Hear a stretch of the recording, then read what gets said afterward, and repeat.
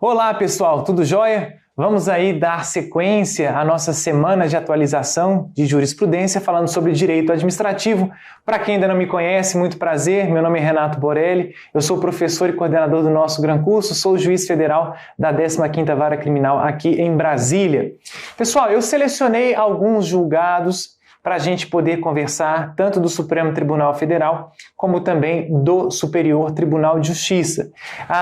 Na minha visão, como professor de Direito Administrativo, são aqueles, vamos dizer assim, mais importantes, principais e que tem, brincando aqui, que tem um cheirinho de prova, vamos colocar assim. Mandar um abraço aí para o Vinícius Cerqueira, que está conosco, para o Matheus também, para o Ricardo Preti, não sei, me desculpa aí por pronunciar errado, se eu estiver pronunciando certo, coloca aí pra gente, beleza? Então, o material já está na descrição do vídeo para vocês, a gente vai conversando, são 50 minutos que a gente tem para poder conversar um pouquinho sobre esses julgados, então, na nossa semana de atualização de jurisprudência. Beleza? Perfeito? Só lembrar, já colocaram aqui inclusive, quem nos acompanha do Gran Cursos, o nosso moderador de chat, falando aí sobre a nova era de ouro dos concursos. Pessoal, dia 30 de agosto, às 10 horas e 19 minutos, não deixem de participar na live, né, que nós teremos aí com o Gabriel Grangeiro, que vai falar com vocês, né, apresentando aí o maior desconto da história do Gran para que você venha, né, e faça parte da equipe do Gran. Beleza? Vamos lá então, pessoal? O Alex também chegando aí, Goiânia sempre presente, Matheus pegou aí o material, vamos acompanhando então lá na tela comigo. Primeiro que na verdade é uma súmula editada aí agora no ano de 2021, em março. São imprescritíveis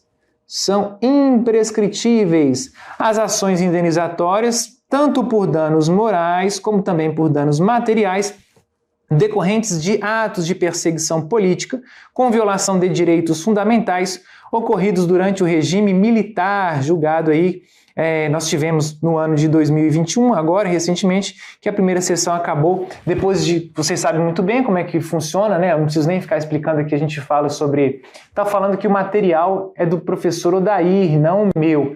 Se puder fazer a alteração para poder colocar o material correto pessoal, tá certo? E o Ricardo falou aí que na verdade é Ricardo Preti e não Ricardo Preti. Então, Ricardo Preti está conosco.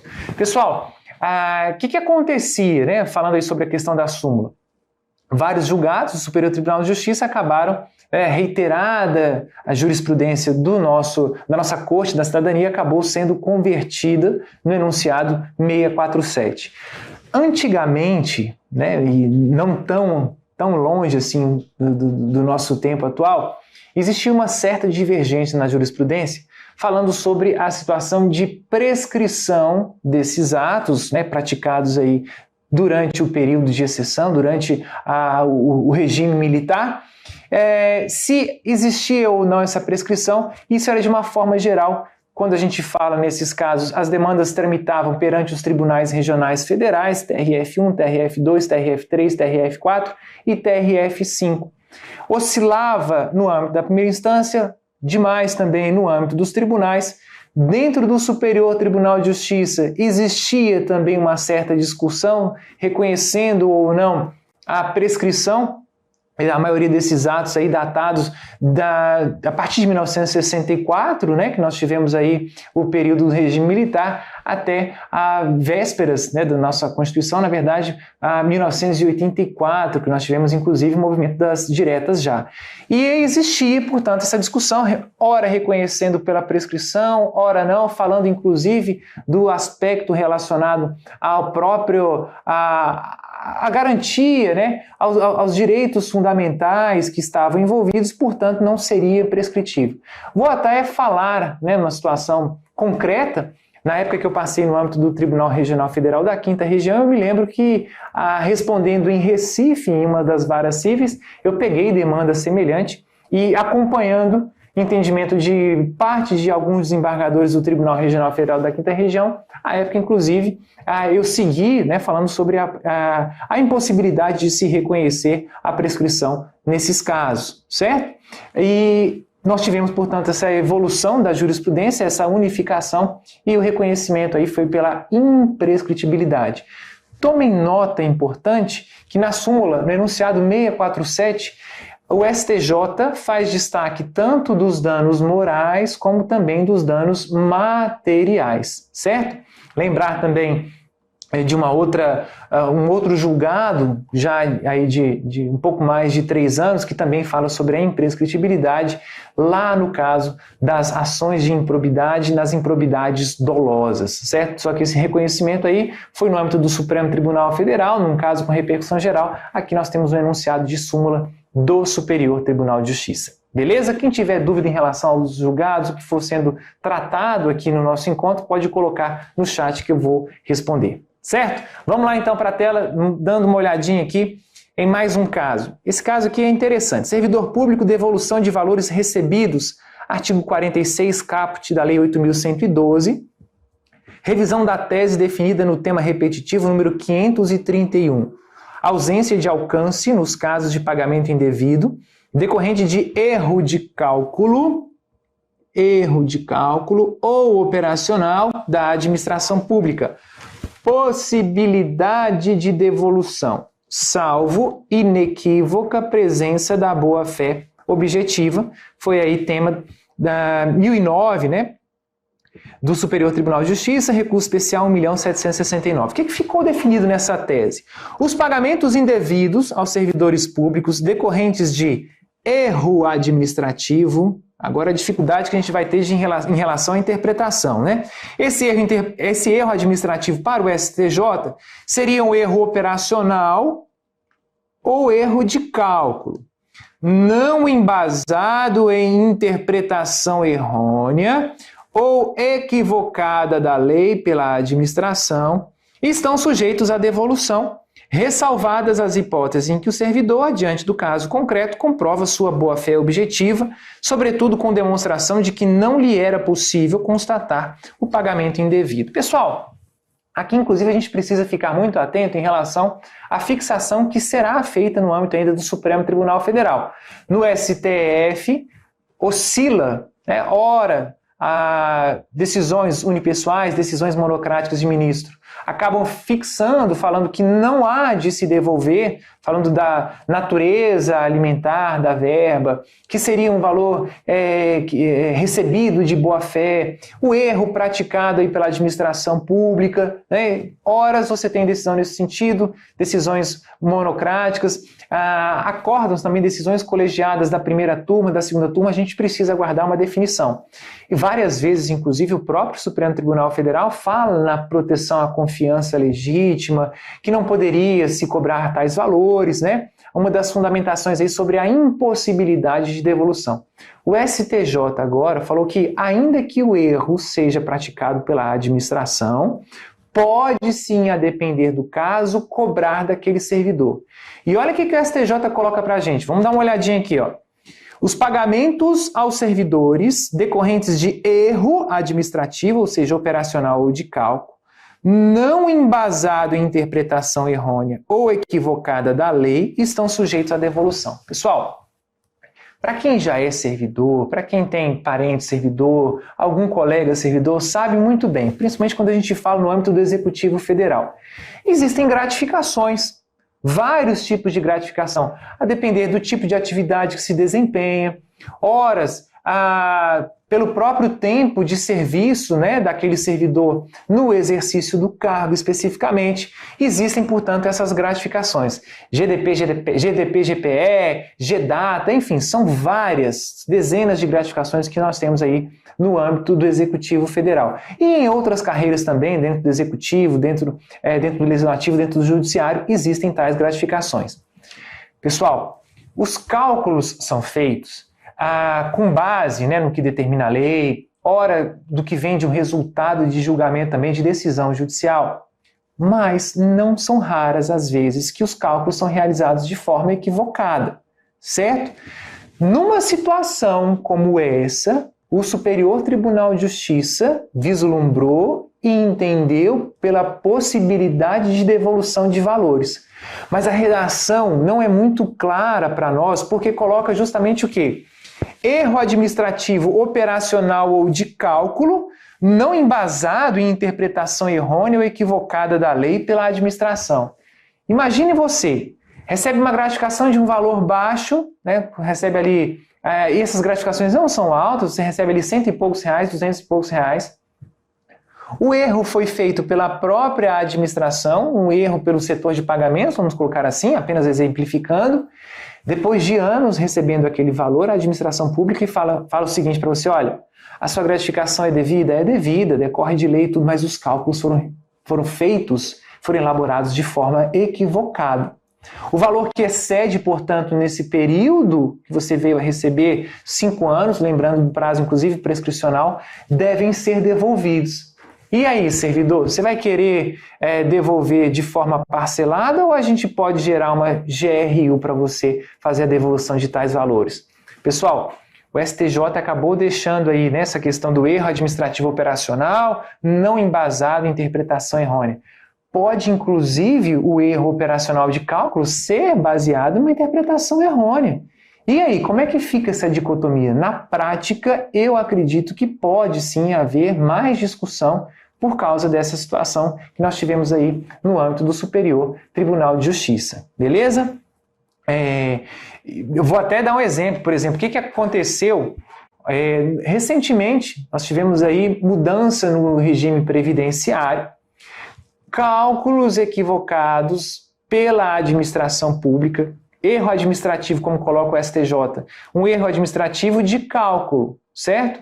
E aí, nesse caso, foi feito, o servidor não ia fazer uma comparação, olha, realmente eu migrei de sistema, eu faço parte agora aí do FUNPRESP, eu tenho meu recolhimento particular também e tô numa boa, como brincam, tô suave na nave, tranquilo. De repente vem a administração e fala, não, houve um erro aqui, na verdade, e o senhor tem que pagar. E aí, pessoal, esse erro de cálculo, erro operacional, será que isso eu não posso atribuir à administração pública? O servidor, recebendo em tais situações aí, né, uma gratificação, ou então com a migração desse sistema, recolhendo a menor, vamos colocar assim, é lógico que ele está de boa fé. Então, é possível a demonstração da boa fé? Claro, né? Isso aí não tem a menor dúvida. Mas aí como é que fica nessas situações pontuais, vamos colocar assim, conforme o STJ coloca pra gente? Eu acredito que pode haver ainda discussões em relação aí à fixação dessa tese que nós tivemos. Inclusive o STJ teve uma mudança na sua jurisprudência, certo? Que antes se entendia pela impossibilidade de devolução. A Silvia Vieira pergunta assim, boa noite. E no caso de liminar concedida e após reformada? Olha, a liminar, né, você pode receber por aquela decisão judicial e aqui vai recair justamente nessa exceção que traz o julgado para a gente. Ele acaba falando, estão sujeitos à devolução ressalvadas ou não embasada em interpretação errônea ou equivocada. No caso que a colega coloca para a gente, Silvia, a decisão judicial recairia nessa situação, sendo, portanto, aí impossível, né, a devolução, fica o servidor, portanto, aí resguardado, não havendo a necessidade de devolução desses valores, certo? A Silvia pergunta assim, digo nas ações previdenciárias. Eu acredito que a Silvia esteja questionando em relação a recebimento, por exemplo, de um benefício, né, previdenciário. O que acontece? Foi deferida uma liminar, depois foi reformada em sede de sentença, falando-se no âmbito do Juizado Especial Federal, a turma recursal acaba mantendo aquela decisão. Nesses casos, sendo um benefício, a gente vai para aquela outra regra que fala sobre verbas de caráter alimentar, que não seriam, aí, portanto, né, devolvidos, não seria possível a devolução de tais valores, tá? O Ricardo coloca uma outra situação, existem casos que acolhem a boa-fé diante do sucesso nas instâncias inferiores. Pois é, Ricardo, mas não é vamos colocar assim, não é unânime, né? Não é uma jurisprudência uníssona que a gente tem aí nessas situações, tá? Então, respondendo, e o Vinícius vem na sequência, o benefício previdenciário, digamos que a pessoa recebeu um LOAS, foi deferida uma liminar inicialmente para recebimento naquele LOAS, e, posteriormente, o magistrado entende na sentença no juizado especial que não era devido o caso do LOAS, ficou comprovado pela autarquia previdenciária que não era a situação do benefício de prestação continuada. E aí, como é que a gente fica? por se tratar, né, de situação aí de verba de natureza alimentar, a gente fala da impossibilidade de devolução de tais valores, tá bom? Tá certo? Cai naquela regra. Inclusive, também existem algumas situações de discussão na jurisprudência, mas no âmbito do Supremo Tribunal Federal, a jurisprudência que nós temos aí com maior destaque, né, os casos que a gente tem mais julgados são justamente sinalizando nesse entendimento. Tá certo? Beleza? Era do LOAS mesmo que eu queria saber, Vinícius, espero que eu tenha conseguido sanar a sua dúvida. Tá bom? Vamos dar uma olhadinha aqui no outro caso? O tempo passa tão rápido, acho que a gente não vai conseguir ver nem metade. Ocupante de cargo público de agente de trânsito. Inscrição é outro julgado que eu quero ver com vocês. Inscrição na Ordem dos Advogados do Brasil, incompatibilidade. Incidência do artigo 28, inciso 5º da Lei 8906, aí, Estatuto da OAB. Julgado, recurso especial 1.815.461. A tese fixada pelo Superior Tribunal de Justiça que o exercício da advocacia, mesmo ainda que seja em causa própria, é incompatível com as atividades desempenhadas por servidor ocupante de cargo público de agente de trânsito, nos termos do artigo 28, inciso 5º da Lei 8906 de 1994. Pessoal, para quem tiver depois a disponibilidade de pegar o inteiro teor, dá uma olhadinha aí no o ITA, inteiro teor do acórdão, pode até pegar mesmo o próprio resultado que a gente tem naqueles informativos de jurisprudência separados por tema que você vai ver a discussão da tese. Um problema aqui nesse julgado, que o STJ acabou falando assim, olha, o simples fato de exercer o poder de polícia, e aí acaba fazendo uma comparação que o poder de polícia guarda relação, inclusive com base no texto constitucional, às atividades de polícia. Cuidado, porque o entendimento do Supremo Tribunal Federal, inclusive para permitir que a Guarda Municipal realize atividades, né, de barreiras, de blitz, como a gente fala, foi justamente o STF fazendo essa diferença no poder de polícia relacionado à atividade municipal e também fazendo uma separação em relação a quem faria parte da segurança nacional nos termos do artigo 144. Cuidado nesse julgado que o Superior Tribunal de Justiça, ao contrário do entendimento do Supremo Tribunal Federal, acaba colocando tanto ali, fazendo uma referência, melhor dizendo, de que exercendo o poder de polícia estaria também exercendo aí a atividade de segurança, atividade policial. Então, uma observação importante para vocês é que na leitura, né, fiquem atentos aí, na leitura desse julgado, o STJ faz aí, né, essa aproximação, vamos dizer, do que na verdade o STF tinha completamente separado a atividade relacionada ao poder de polícia das guardas municipais de um lado, possibilitando a realização das barreiras aí das blitz, mas resguardando, falando que não fazia parte da segurança, né, que nós temos aí nacional, justamente pelo fato de não estar de forma expressa dentro do artigo 144 do texto constitucional, tá? Só lembrar aí, já foi corrigido o material de apoio que está na descrição do vídeo. Tranquilo? Vamos dar uma olhadinha aqui no outro julgado também, que agora por parte do Supremo Tribunal Federal guarda relação com esse anterior do STJ. O STF decidiu o seguinte: são constitucionais as restrições ao exercício da advocacia aos servidores do Poder Judiciário e do Ministério Público previstas nos artigos 28, inciso 4º, 30, inciso 1º da Lei 8906, bem como no artigo 21 da Lei 11.415 de 2006. Tese fixada pelo Supremo Tribunal Federal na ADI 5235, de relatoria da ministra Rosa Weber. O artigo 5º, inciso 13 da Constituição, é norma fundamental de eficácia contida e as restrições estabelecidas pelas normas impugnadas são expressão dos valores constitucionais da eficiência, da moralidade e da isonomia no âmbito da administração pública. As limitações ao exercício da advocacia são compatíveis, portanto, com a Constituição, desde que a restrição profissional satisfaça os critérios de adequação e razoabilidade e atenda à finalidade de proteger a coletividade contra riscos sociais indesejados ou ao propósito de assegurar a observância de outros princípios constitucionais. O que foi fixado na tese foi justamente o apontamento do artigo 5º, inciso 13 do texto maior. Mas, pessoal, quem tiver também curiosidade de ler até mesmo a própria ementa da ADI, você consegue visualizar que não foi apenas a disposição do artigo 5º, inciso 13, que foi utilizada como base para o resultado aí, para a fundamentação desse julgado. O artigo 37 caput, que trata sobre os princípios da legalidade, impessoalidade, moralidade, publicidade e eficiência, também foi levado em consideração pelos ministros do Supremo Tribunal Federal.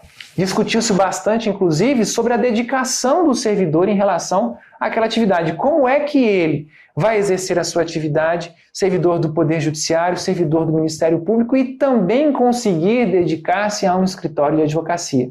Esse assunto foi extremamente debatido dentro aí do julgamento dessa ADI 5235, tá bom? É um caso que se soma àquele outro e que agora foi chancelado. Olha, não é possível o exercício da advocacia, ainda que em causa própria, pelos agentes de trânsito, como a gente viu, dentro do Superior Tribunal de Justiça, e o STF fixou também o entendimento em relação aos servidores do Poder Judiciário e do Ministério Público. Beleza? Só para vocês aí, né, para você guardar no seu material, nós temos aí os dispositivos e o texto constitucional também é livre o exercício de qualquer trabalho, ofício ou profissão, atendidas as qualificações profissionais que a lei estabelecer. Essa era a fundamentação aí, a tese levantada por aqueles que pretendiam o reconhecimento da inconstitucionalidade de tais dispositivos, mas na verdade o STF reconheceu a sua constitucionalidade, certo? Caso interessante aqui também, improbidade administrativa, homologação judicial de acordo, artigo 17, parágrafo 1º da Lei 8429, com redação alterada aí pela nossa lei anticrime, né, pelo nosso pacote, Lei 13.964 de 2019. Pessoal, a tese fixada pelo Superior Tribunal de Justiça. É possível, portanto, acordo de não persecução civil no âmbito da ação de improbidade administrativa, no caso, a ação civil pública por atos de improbidade, em fase recursal. O STJ entendeu o seguinte, olha, se não há uma limitação no artigo 17, parágrafo 1º, né, que teve aí essa alteração legislativa no ano de 2019, se não existe uma vedação no dispositivo legal, não é possível que o intérprete faça de forma, inclusive, a prejudicar, no caso aí, aquele, né, que participava do acordo, né, quem estava ali de alguma forma tendo, inclusive, algum tipo de benefício. A discussão que chegava antes era a seguinte, ó, no âmbito da primeira instância, que deve ser fixado, inclusive, anteriormente à própria sentença, né, a própria prolação de sentença. Mas o STJ entendeu que não. Existe uma outra situação, semelhante ao que nós temos no âmbito do acordo de não persecução penal, que também começa a se debater. Qual que é? Lá no caso da ANPP, né, no caso do ANPP, do acordo de não persecução penal, nós falamos que em situações de oferecimento de denúncia, né, anteriores aí à alteração legislativa, não poderia o Ministério Público oferecer o acordo de não persecução penal. E também já existem outros casos que tratam sobre improbidade administrativa, falando sobre o acordo de não persecução civil, né, justamente aí que debate, né, seria possível oferecer, migrando aqui, não é acordo de não persecução não, seria possível a gente falar aí no acordo mesmo de não persecução pessoal, desculpa, antes, né, a gente teve um recebimento ali da improbidade naquela fase inicial, e aí na sequência mudança legislativa, e aí, será que é possível ou não? Essa situação também que se assemelha bastante ao caso, né, tanto no penal quanto no civil, está sendo discutido agora no âmbito dessas improbidades. A Silvia pergunta aqui, mas não impede a indisponibilidade de bens e o ressarcimento, né? Não, isso aí não, mantém-se, a gente fala, né, no ressarcimento, até porque para você que fala do ressarcimento, lembrar que o próprio Superior Tribunal de Justiça fala que o ressarcimento não é nem sanção do artigo 12 e decorre, inclusive, da própria prática do reconhecimento da improbidade administrativa. A Ingrid, boa noite, Ingrid, obrigado aí, passando para colocar o like no nosso evento aí, na nossa live. Tá bom, pessoal? Beleza? Caso interessante, portanto, aí que nós temos do STJ, não é apenas no âmbito da primeira instância, não é apenas antes da aprovação de sentença, o STJ fala que, inclusive, na própria fase recursal, a gente pode falar aí no acordo de não persecução civil, tá certo? Beleza? Esse caso, na verdade, oriundo de São Paulo, o que foi que aconteceu? A defesa, quando chegou no STJ, alegou justamente o seguinte: olha, é possível reconhecimento agora, inclusive porque o próprio Ministério Público do Estado de São Paulo já tem orientação nesse sentido. Então, se for para beneficiar, que seja reconhecido também o acordo, não apenas em primeira instância, mas em sede recursal, no caso, no âmbito do Tribunal de Justiça do Estado de São Paulo. O Ministério Público de São Paulo, inclusive, que, vamos dizer assim, veio na frente, antes mesmo da própria mudança legislativa, falando sobre a possibilidade de acordo de colaboração premiada no âmbito da improbidade, acordo de não persecução civil no âmbito da improbidade administrativa. Antes da alteração legislativa, nós tivemos já manifestação, enunciados aí do Ministério Público do Estado de São Paulo, né, que saiu na frente. Depois, na sequência, nós tivemos vários outros ministérios públicos, artigos muito interessantes também de promotores falando sobre essa possibilidade, certo? Vamos lá, pessoal. Mais um julgado aqui. Concurso público, enfermeiro, cadastro de reserva, direito à nomeação, contratação temporária, descaracterização, contratação decorrente da pandemia causada pelo vírus SARS-CoV, né, um momento de pandemia aí que a gente vive, determinação judicial para contratação temporária. A STJ fixou o entendimento que a contratação temporária de terceiros para o desempenho de funções do cargo de enfermeiro em decorrência da pandemia causada pelo vírus SARS-CoV, né, no caso aí coronavírus, e determinada por decisão judicial, não configura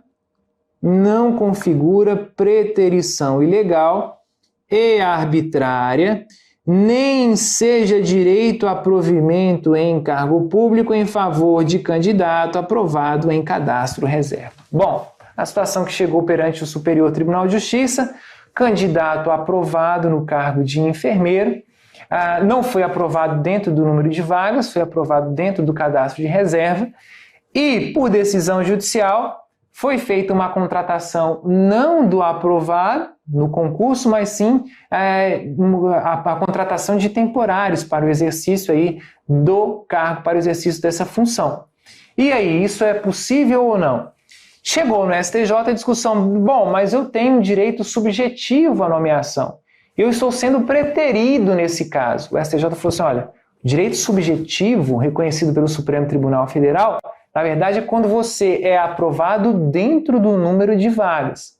A aprovação, como ocorreu aqui no cadastro de reserva, e sendo a determinação para a contratação desses temporários, naquela situação específica, cumprindo-se, portanto, uma ordem judicial, não restaria configurada a preterição, e isso, para o Superior Tribunal de Justiça, é totalmente viável, é admissível, sim, não ficando caracterizado. Tem gente que pode pensar assim, não, mas acaba ofendendo, né, o entendimento do Supremo Tribunal Federal quando fala nas contratações temporárias. Ao contrário, em situações de excepcionalidade, até pelo momento de pandemia que se vive, o STF já entendeu pela possibilidade, sim, de contratação temporária, certo? Não haveria, portanto, essa violação, né? Até porque, no caso concreto, a gente não fala em direito subjetivo, porque o candidato não foi aprovado dentro do número de vagas, e sim no cadastro reserva. Tá bom? Certinho?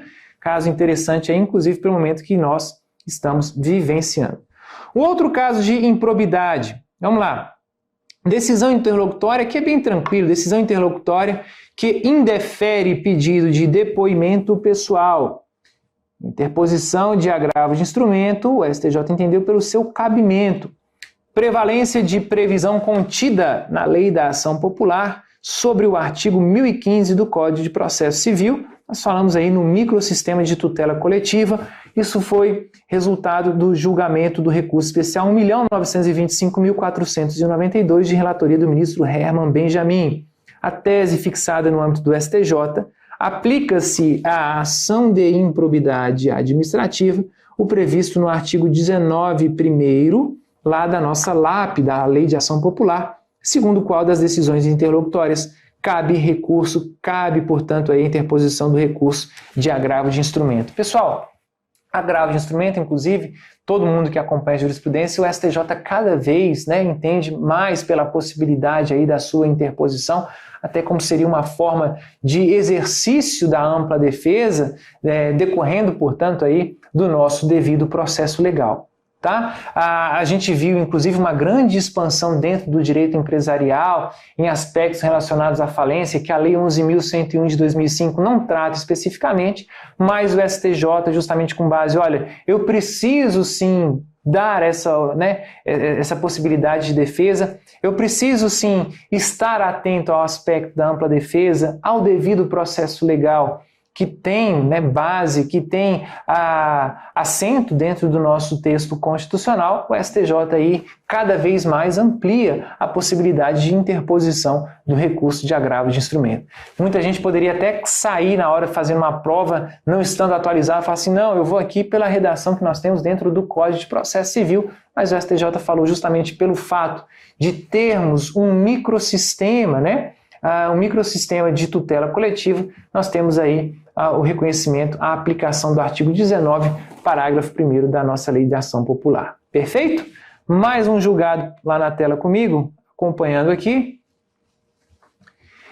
Outro caso muito interessante, improbidade administrativa, fase de cumprimento de sentença, requerimento de medidas coercitivas, suspensão de CNH e apreensão de passaporte. Previsão feita no artigo 139, inciso 4º do Código de Processo Civil, medidas executivas atípicas, aplicação em processos de improbidade, observância de parâmetros, análise dos fatos da causa, cuidado aqui, portanto, possibilidade. Tese fixada, são cabíveis medidas executivas atípicas de cunho não patrimonial no cumprimento da sentença proferida em ação de improbidade administrativa. Então, aqui são cabíveis, É admissível, sim, a aplicação, por exemplo, da suspensão de CNH e a apreensão de passaporte.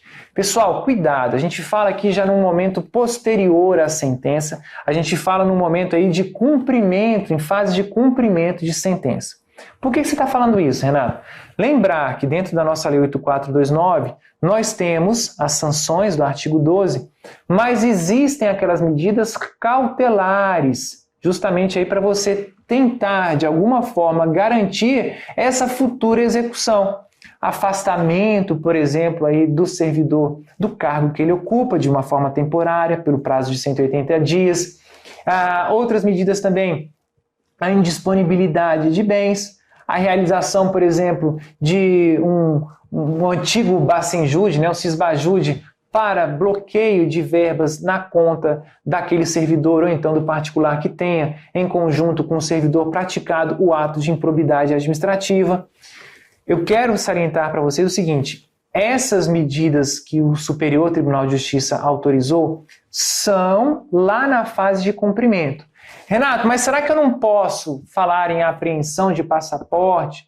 Será que eu não posso falar nesse recolhimento da CNH em uma fase inicial?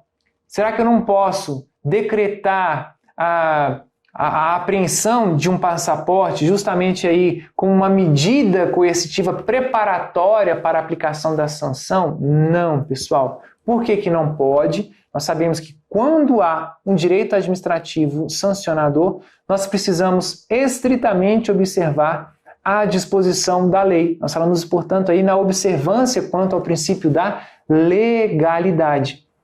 E se a Lei 8429 não traz possibilidade de aplicação de tais medidas, né, essas medidas cautelares, não seria possível criar e inovar. Renato, mas está criando e inovando? Não, porque aqui nós estamos num momento de cumprimento, em fase de cumprimento de sentença, certo? Não são medidas patrimoniais, certo? Mas que de alguma forma venham aí para, né, de alguma maneira coercitiva, obriguem para o cumprimento daquelas sanções que já foram, em um momento prévio, fixadas no âmbito da sentença condenatória, tá bom? Cuidado em relação a isso. Um outro cuidado que eu coloquei em destaque é justamente o quê? A análise dos fatos da causa.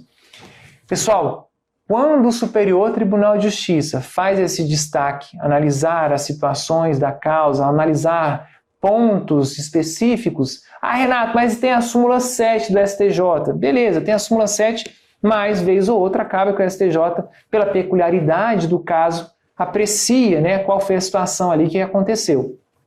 Inclusive para saber se o entendimento do tribunal de origem é o mesmo entendimento ou então é um entendimento contrário do Superior Tribunal de Justiça. Pessoal, não significa que, nesse caso, foi aí autorizada a apreensão de passaporte, o recolhimento da CNH, que isso vai ser decretado em toda a fase de cumprimento de sentença, no caso de ação civil pública por ato de improbidade, não, certo? Caso específico analisado pelo Superior Tribunal de Justiça. Renato, mas e aí? Se cai uma questão para mim desse jeito na hora da prova, o que eu faço? Pessoal, se vem um enunciado, por exemplo, um comando da questão falando sobre o entendimento do Superior Tribunal de Justiça, a minha orientação é que você siga o que a gente tem aí, que foi, né, publicado em informativo de jurisprudência. Mas, se vem uma situação para você apreciar uma questão subjetiva, é o que eu sempre coloco. É melhor você traçar, né, e sabendo, tendo conhecimento, falar sobre o caso que foi julgado pelo Superior Tribunal de Justiça, que, na verdade, foi uma situação pontual e específica. Até porque, em várias situações, isso não é raro, né, ter acontecido, e aí ainda acontecer, aos magistrados que acabam decretando recolhimento de passaporte, a busca, né, a retenção da CNH, por exemplo, né, não raras as vezes, a parte, inclusive reconhecendo que aquilo ali acabaria ultrapassando a atividade do magistrado, configurando até mesmo certa abusividade, em alguns casos, como eles colocam, procuram o CNJ e falam para o CNJ, olha, esse caso tem que ser revisto, porque acaba aí ultrapassando o poder do magistrado, trazendo de alguma forma certa arbitrariedade. Isso já chegou várias vezes em discussão perante o Conselho Nacional de Justiça, certo? E o Conselho Nacional de Justiça, em vários casos, apreciando também pontualmente, especificamente, acabou entendendo que não, que aquilo fazia parte, inclusive, do próprio aspecto aí jurisdicional, do próprio processo, e seria possível o seu reconhecimento e aplicação pelo magistrado. Tá bom? Beleza? Caso aí, então, muito interessante do Superior Tribunal de Justiça. Mais um, pessoal.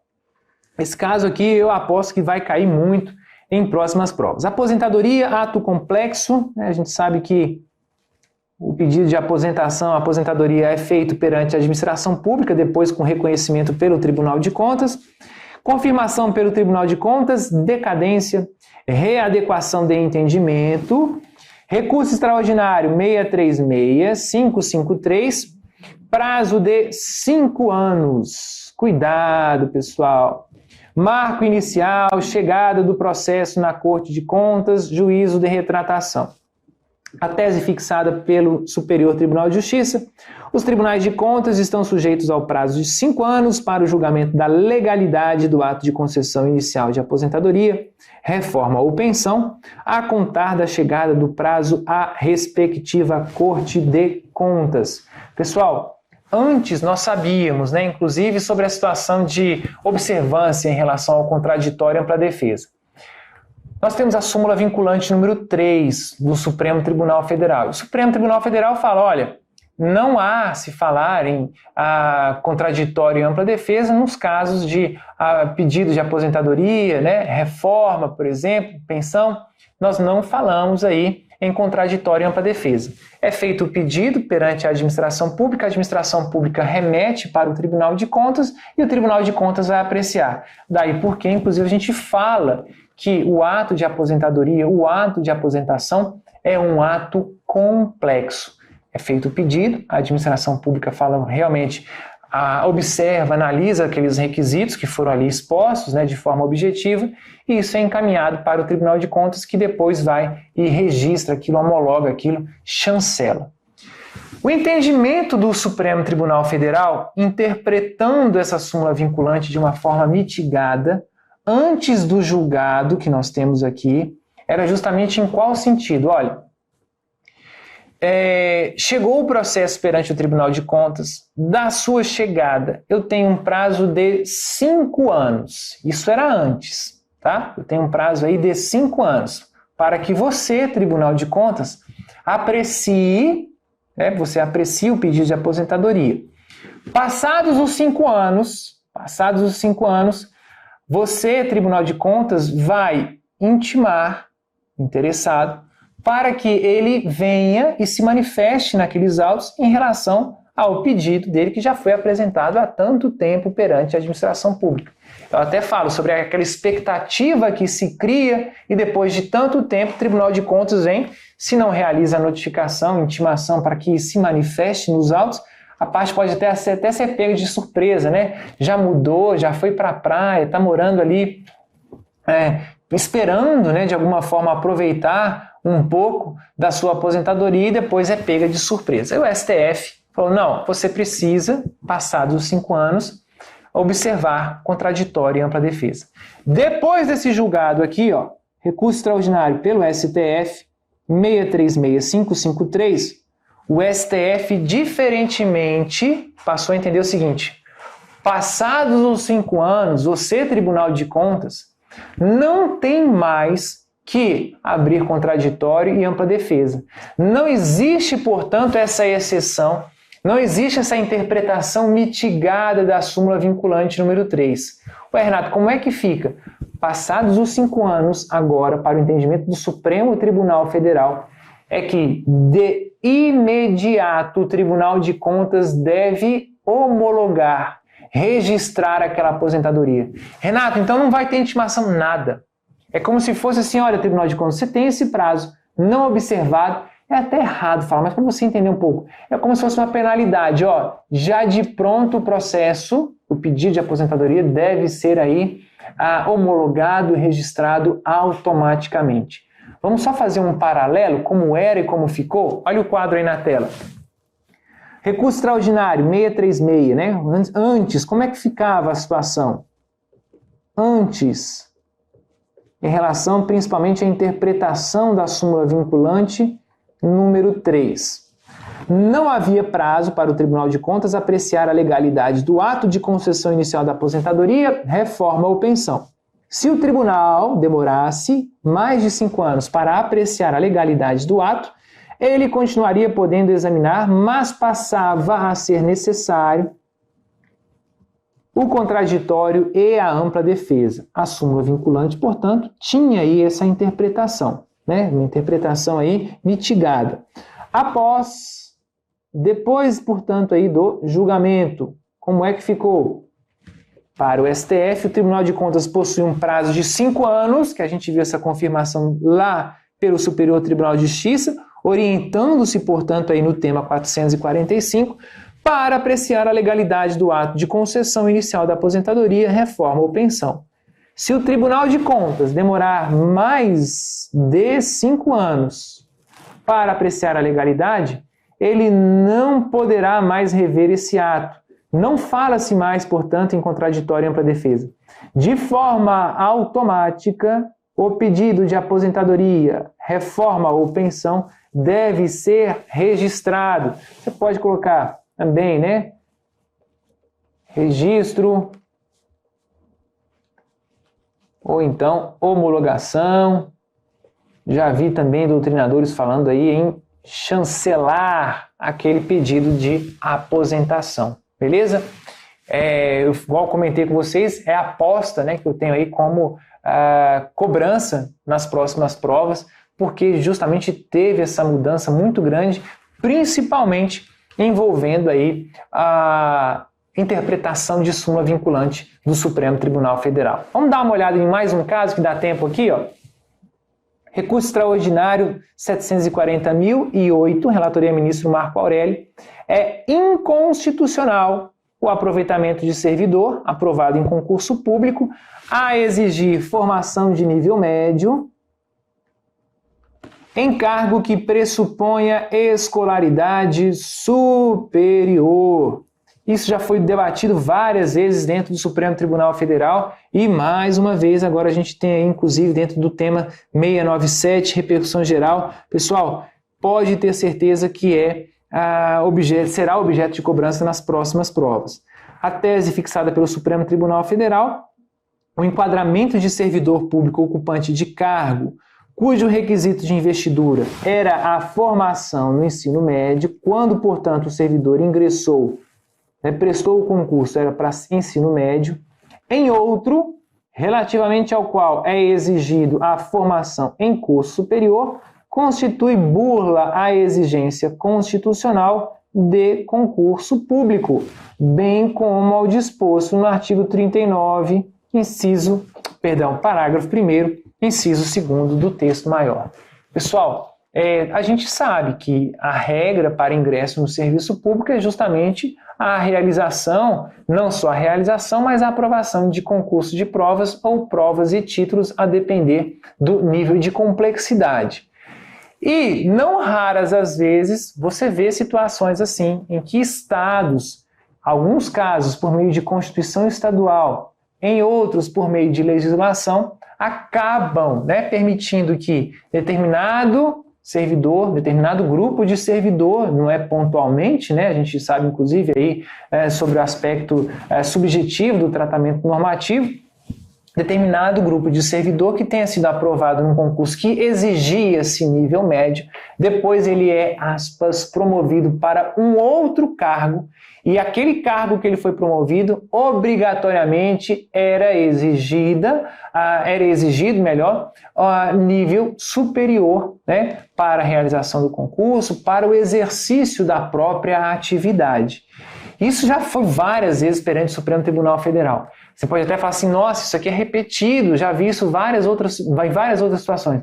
É porque, infelizmente, ainda acontece, não são raras as vezes que isso acontece dentro do nosso país. Então, um caso importante aí, relatoria do já aposentado ministro Marco Aurélio, e também uma aposta minha para a incidência no concurso de vocês, como o STF colocou, caracterizaria, portanto, aí uma burla, ao concurso público, ao ingresso dentro do serviço público. Perfeito?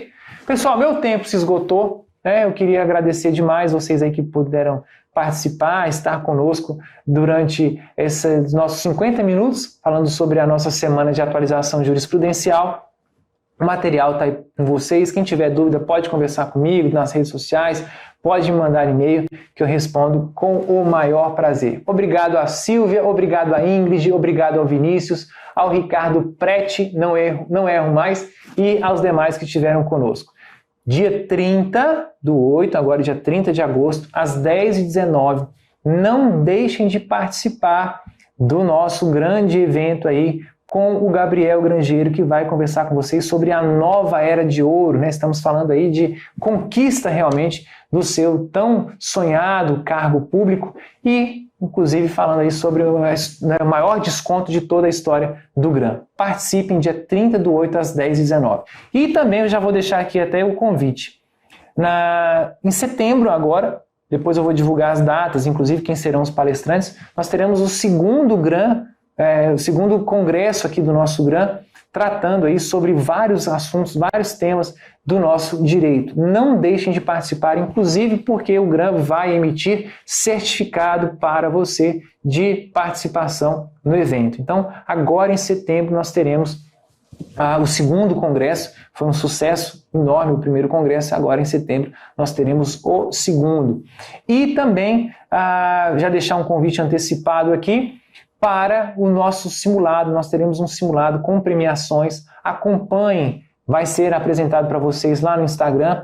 Acompanhe as aulas também aqui no YouTube que vamos divulgar falando sobre o nosso simulado com premiação com tablet, coisas que, né, o Rodrigo Calado sempre gosta de colocar, e nós vamos ter agora dentro do Gran Jurídico também um simulado aí com tablet, iPhone, não sei se é iPhone, smartphone, vamos colocar assim, vai ter um simulado para aqueles primeiros, né, colocados que serão aí entregues, né, como premiação, tá bom? Muitíssimo obrigado, pessoal, uma boa noite para vocês, fiquem com Deus e até a próxima.